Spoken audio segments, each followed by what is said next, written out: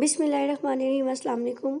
आज मैं आपके लिए मीठी टिक्कियों की रेसिपी लेके आई हूँ जो कि बहुत क्रिस्पी और बहुत टेस्टी सी बनने वाली है। इसके लिए आपने सबसे पहले लेना है जी मैदा। 2 कप लिए ये मैंने, इसको अच्छी तरह से मैंने छान लिया है। पाउडर शुगर लिए है 1/2 कप, आप साबुत चीनी भी ले सकते हैं।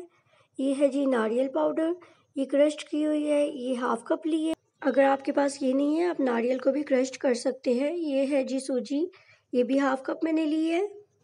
मेल्टेड घी लेंगे, ये जी है 1/4 कप और स्पून्स में है 4 टेबल स्पून। ठीक है, इन सारे इंग्रेडिएंट्स को हमने अच्छी तरह से मिलाना है और हमने दूध लेना है। दूध तकरीबन 1/2 कप लगेगा। हमने इसका आटा गूंदना है और आटा हमने नरम नहीं गूंदना, सख्त गूंदना है। ठीक है जी, ये मैं बार बार आपको कह रही हूँ कि सख्त गूंदना है। तकरीबन 2 से 3 मिनट के लिए हम गूंदेंगे इस बैटर को।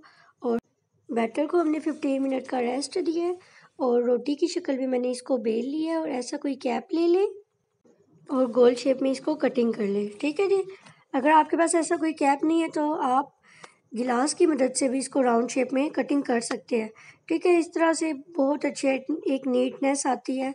और ये देखिए जी, ये मैंने आपको दिखा रही हूँ, ये इस तरह की बना के और बाकी जो आटा है इसको दोबारा से पेड़ा बना के और इसकी ऐसे ही इसको बेल लीजिएगा और सारी टिक्कियाँ बना लीजिए। इस तरह से मेरी ये टिक्कियाँ बनी है। अब ये जी मैंने लिए है सफ़ेद तिल। सफ़ेद तिल मैं आटे में डालना भूल गई थी, आप बीच में डाल लीजिए। और मैंने दोनों तरफ लगा दिए, इनके टिक्कियों के ऊपर मैंने लगा दिए। ठीक है, अब ये दूसरी वाली साइड मैंने पलटी है और इसके ऊपर भी मैं तिल लगा रही हूँ। ठीक है, ये देखिए इस तरह से तिल लगा रही हूँ और ऊपर से इसको प्रेस करना है ताकि तिल ना निकले। ठीक है, तमाम टिक्कियों को मैंने अच्छी तरह लगा दिया है। आप बिल्कुल इसी तरीके से बनाइएगा, बहुत क्रिस्पी सी बनेगी। अब हम टिक्कियों को फ्राई करेंगे, मीडियम फ्लेम पे हम इसको फ्राई करेंगे। ठीक है जी, और इसको तकरीबन 2 से 3 मिनट लगते हैं। और ये देखिए जी गोल्डन ब्राउन हो चुकी है। अब मैं आपको डिश आउट करके दिखाती हूँ। ये देखिए जी, बहुत क्रिस्पी, बहुत टेस्टी और बहुत मज़े की बनी है।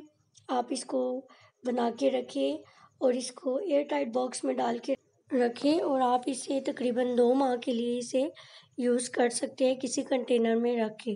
ठीक है जी, आप इसे चाय के साथ एंजॉय करें। मेरी वीडियो को लाइक करें, शेयर करें।